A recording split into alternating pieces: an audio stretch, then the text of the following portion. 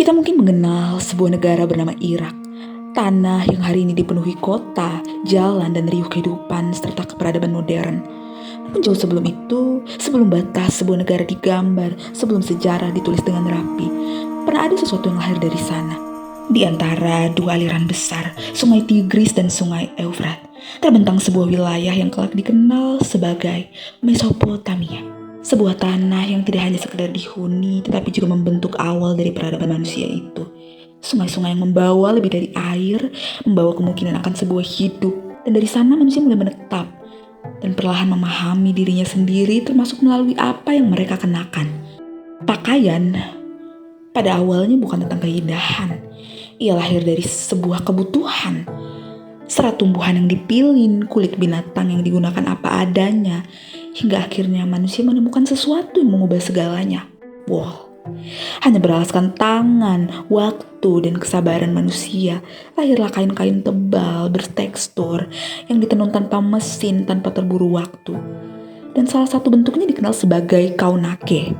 Kain berlapis, berlumbai, yang membungkus tubuh seperti pelindung. Namun pakaian di Mesopotamia tidak pernah sekedar hanya bentuk. Ia juga berbicara tentang siapa yang bekerja dan siapa yang berkuasa. Kain pendek yang bergerak di tanah, kain panjang berlapis untuk mereka yang berdiri di atasnya. Dan warna pun memiliki harga dan nilainya masing-masing. Semakin hidup warnanya, semakin tinggi pula kedudukannya.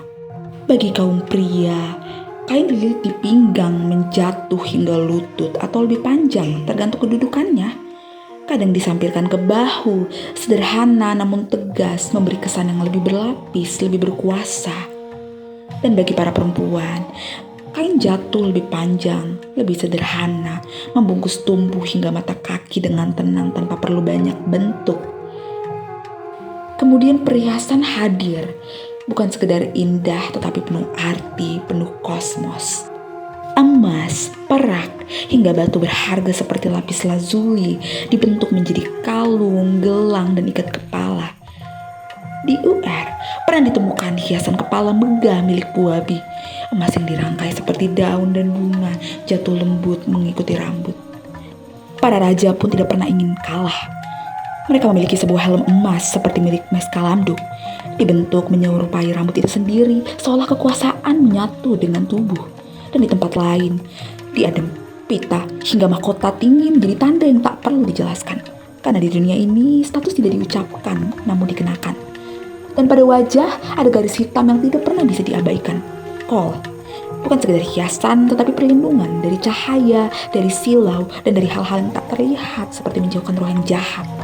Karena mereka percaya bahwa manusia tidak hidup sendirian di tanah itu. Ada langit yang menguasai, ada dewa, kekuatan yang tak selalu bisa dijelaskan oleh kata-kata. Dan pakaian menjadi cara yang paling tepat untuk berdiri di antaranya. Semua tampak sederhana, namun tidak pernah kosong sekalipun.